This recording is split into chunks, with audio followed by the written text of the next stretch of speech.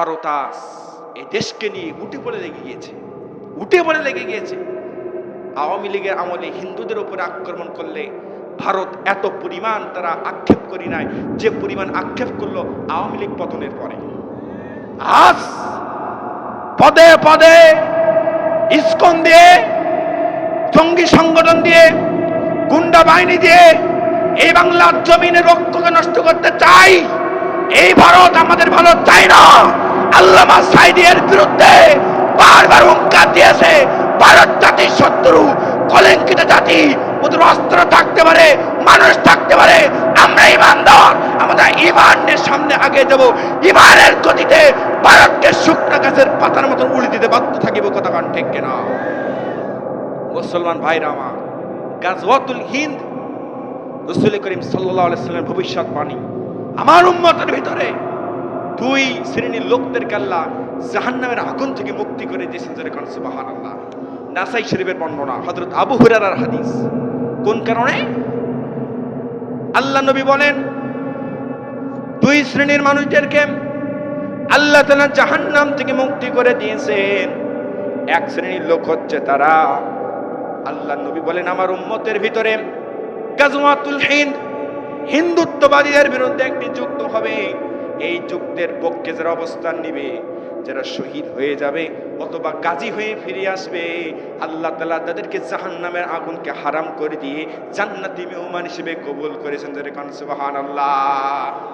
হযরত আবু হুরায়রা রাদিয়াল্লাহু তাআলা বর্ণনা করেন, আমি রাসূল করিম সাল্লাল্লাহু আলাইহি ওয়াসাল্লামের পাশে ছিলাম। আল্লাহর নবী এই সম্বন্ধে আমার সঙ্গে আলোচনা করতেছিলেন। আল্লাহর নবী যখন আমাকে এমন কথা বললেন, ও আবু হুরায়রা, আমার উম্মতের ভিতরে এমন হিন্দুত্ববাদীর বিরুদ্ধে একটা গাজওয়া হবে, যুদ্ধ হবে। হযরত আবু হুরায়রা বললেন, ইয়া রাসূলুল্লাহ, ইয়া হাবিবাল্লাহ, আমি আবু হুরায়রা যদি বেঁচে থাকি, আমি আবু হুরায়রা আমার জীবন দিয়ে, আমার সম্পদ দিয়ে ওই যুদ্ধে অংশগ্রহণ করব। আল্লাহর নবী বললেন, আবু হুরায়রা রে, এই যুদ্ধে যারা শহীদ হয়ে যাবে তারা জান্নাতি মর্যাদা পেয়ে যাবে, আর যারা এই যুদ্ধ থেকে ফিরে আসবে তারা জীবন্ত জাহান্নাম থেকে মুক্তি হয়ে যাবে। যেরকম সুবহানাল্লাহ।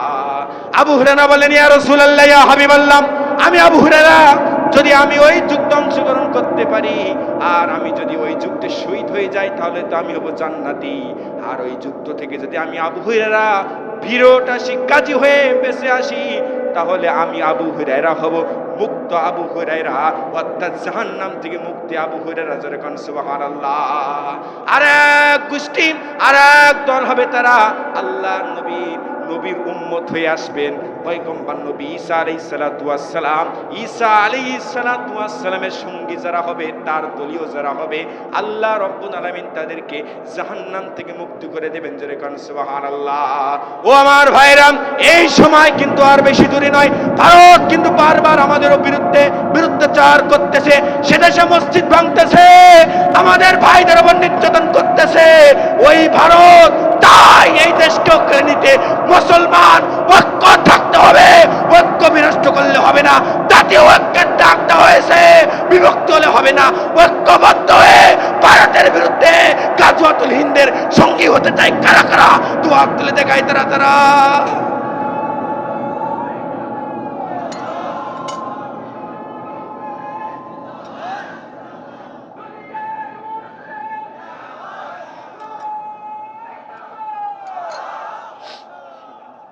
ভাইরা আমার, কাম টু মাই পয়েন্ট।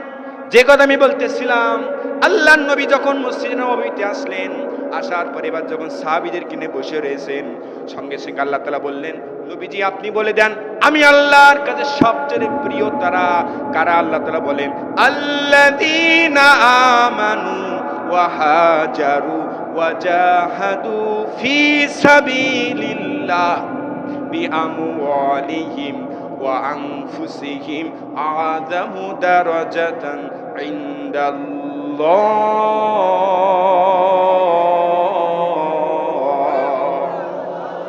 আল্লাহ পাক বলেন, আল্লাযিনা যারা আমানু, ঈমান আনার পরে, ওয়া হাজারু, হিজরত করেছেন, ওয়া জাহাদু ফি সাবিলিল্লাহ, এবং যারা এই জমিনে আল্লাহর দ্বীন কায়েম করার চেষ্টা সংগ্রাম করেছে, বিআমওয়ালিহিম ওয়া আনফুসিহিম, তাদের জান দিয়ে মাল দিয়ে আযামু দারাজাতান ইনদাল্লাহ, আমি আল্লাহর কাছে তারাই সবচেয়ে বেশি দামি। জোরে কান সুবহানাল্লাহ।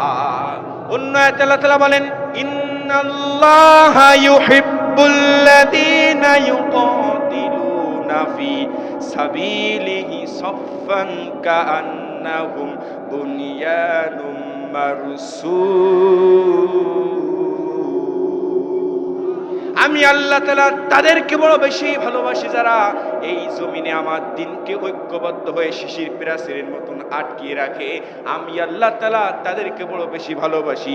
ও আমার মুসলমান ভাইরা, তাহলে আল্লাহর কাছে সবচেয়ে প্রিয় তারা যারা ঈমান আনার পরে হিজরত করেছে, জিহাদ করেছে।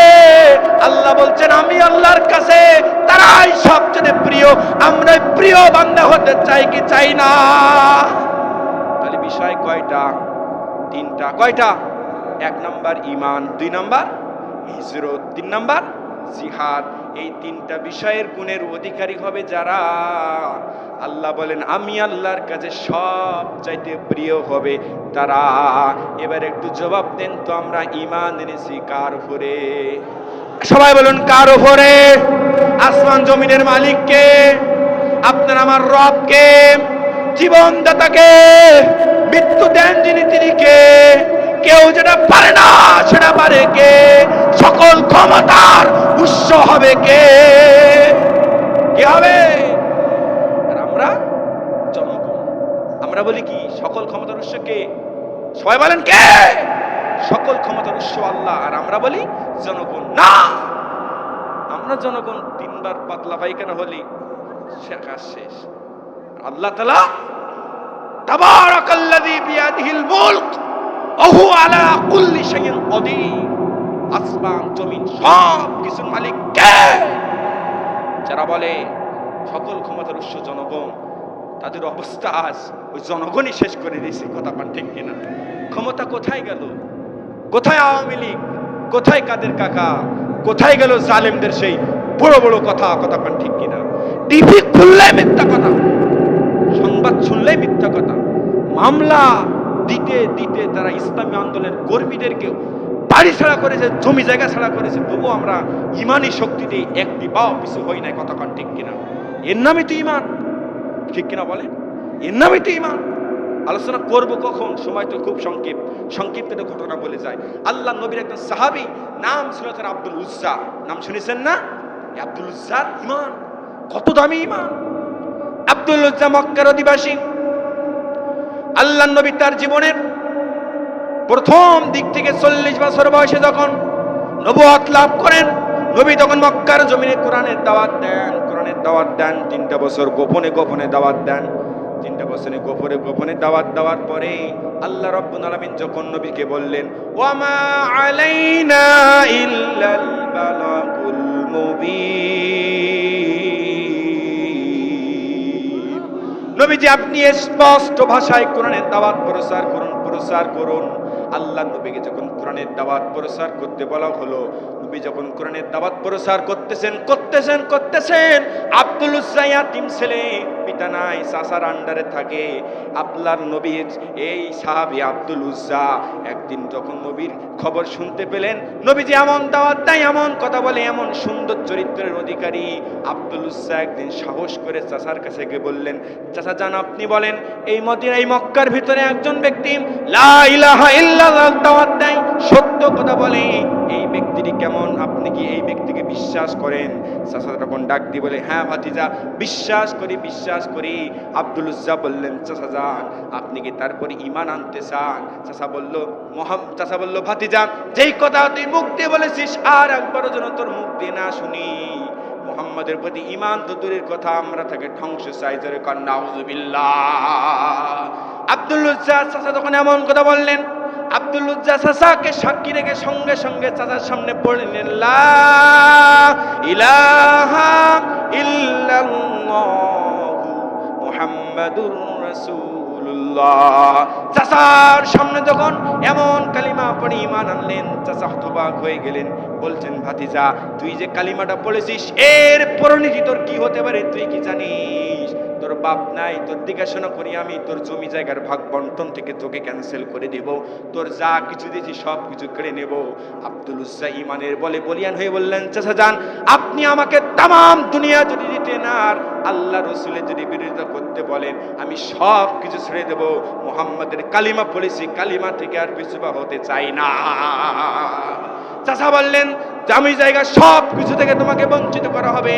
আব্দুল উজ্জা বলল, ঠিক আছে, সমস্যা নাই। ফিরে যখন চলতেছেন, আব্দুল উজ্জাকে তার চাচা বললেন, ভাতিজা, ইমানের নিশিষ্ট গোপাল পড়েছে তোর, ওই যে জামাটা দেওয়া, প্যান্টটা দেওয়া, সব কিছু আমার দেওয়া, সব কিছু খুলে তারপরে তুই এখান থেকে চলে যা। আব্দুল উজ্জা নির্দ্বিধায় নিজের জামা খুললেন, প্যান্ট খুললেন, লজ্জা স্থানটা হাত দিয়ে ঢুকে মায়ের দরজার সামনে চলে গেলেন। মা মা মা বলে যখন ডাক দিল, ঘর থেকে মা বাহির হয়ে আসলো, দেখলো সন্তানের করুণ অবস্থা। মা ডাক দিয়ে বলে, বাবা তোমার এই অবস্থা কেন? আব্দুল উজ্জা বললেন, মা, ঈমান আনার কারণে সব কিছু আমাকে সাট্টি হয়েছে। মা গো, আপনি যদি পারেন আমার লজ্জা স্থানে ঢেকার মতন কোন একটা বস্ত্র দান করেন। বলা হয়েছে মা ঘর থেকে একটা কম্বল নিলেন, ওই কম্বল নিয়ে আব্দুল উজ্জা একটা গায়ে জড়িয়ে আর একটা লজ্জা স্থান ঢেকিয়ে আপনার মরুভূমি পার হয়ে মদিনার অন্তরে যখন চলে গেলেন, মদিনার ভিতরে যখন চলে গেলেন, চলে যাওয়ার পরে আল্লাহর নবী মসজিদ নববীর ভিতরে সাহাবীদের নিয়ে বসে আছেন। হঠাৎ জীর্ণ শীর্ণ অবস্থায় এই আব্দুল উজ্জা যখন সেখানে গিয়ে হাজির হয়, হাজির হওয়ার পরে আব্দুল উজ্জাকে দেখে আল্লাহর নবী বললেন, কে গো তুমি কে? আব্দুল উজ্জা তখন চোখের পানি ঝরায়, ইয়া রাসূলুল্লাহ, ইয়া হাবিবাল্লাহ, আপনি যখন মক্কায় ছিলেন, মক্কায় যখন আপনি দাওয়াত দিতেন, আপনার দাওয়াতের প্রেমে পড়ে গিয়েছিলাম। প্রেমে পড়ে যাওয়ার কারণে আমার এই অবস্থা হয়েছে। যখন সব ঘটনা চার নবীজির সামনে বর্ণনা করলেন, বর্ণনা করার পরে আল্লাহর নবী নিজেই ওয়াজরে কাঁদলেন এবং সাহাবীদেরকে বললেন, ও আমার সাহাবীরা, আব্দুল উজ্জাকে তোমরা আসহাবে সুফফায় জায়গা দিয়ে দাও, তার ভিতরে তোমরা তাকে রেখে দিয়ে দাও।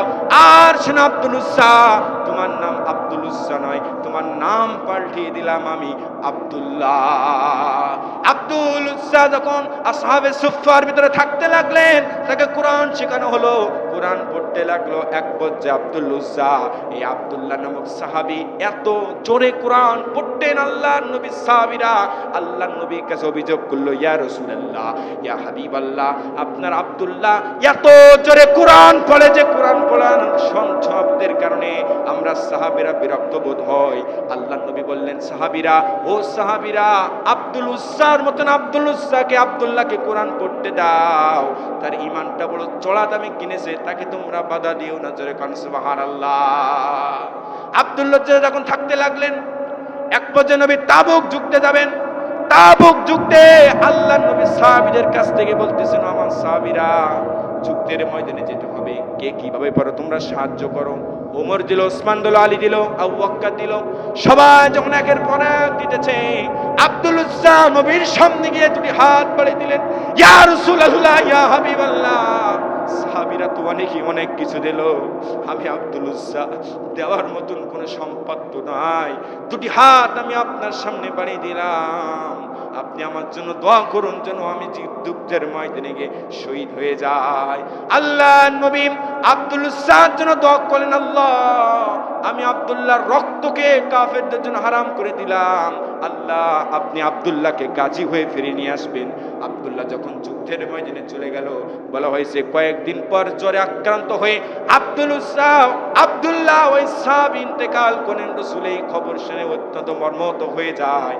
রাসূল জানাজার ব্যবস্থা করলেন। যখন জানাজার ব্যবস্থা করা হলো, যখন দাফন কাফন করবেন, রাসূল করিম সাল্লাল্লাহু আলাইহি ওয়াসাল্লাম নিজে কবরের ভিতরে নেমে আল্লাহর কাছে দোয়া করতেছে, আল্লাহ তোমার এই সাহাবী, তোমার এই বান্দা আমার সাহাবী আব্দুল্লাহর উপরে আজ সন্ধ্যা পর্যন্ত আমি সন্তুষ্ট ছিলাম, তুমি আল্লাহ তার উপর সন্তুষ্ট হয়ে যাও। আল্লাহর নবীর এমন দোয়া শুনে আব্দুল্লাহ ইবনে মাসউদ রাদিয়াল্লাহু তাআলা আনহু চিৎকার মেরে বলছেন, আল্লাহ, আজ যদি এই জানাজায় এই কবরটা আব্দুল্লাহর না হয়ে আমার হতো, আমার কিসমতটা বড় ভালো হয়ে যেত। জোরে কান সুবহানাল্লাহ। কি ঈমান, কি ঈমান!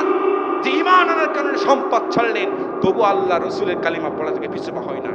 এভাবে কত ঘটনা শুনবেন, বিলাল, খাব্বাব, খুবাইব, সুমাইয়া, কত নির্যাতন তারা সইল, তবুও ঈমানের দাবিটার থেকে তারা ফিরে আসে নাই।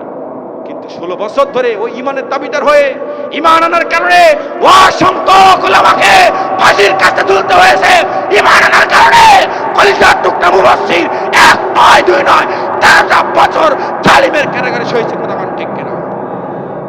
তো তারা ইমান থেকে পিছপা হয় নাই, এমন ইমান। এরপরে কি হিজরত? আপনারা আমার নবী হিজরত করেছিলেন কিনা ভাই? করেছেন না? আপনারা নবী হিজরত করেছেন, নবীর প্রিয় মাতৃভূমি ছেড়ে তিনি হিজরত করলেন। কাফেররা আল্লাহ নবীকে মারবে,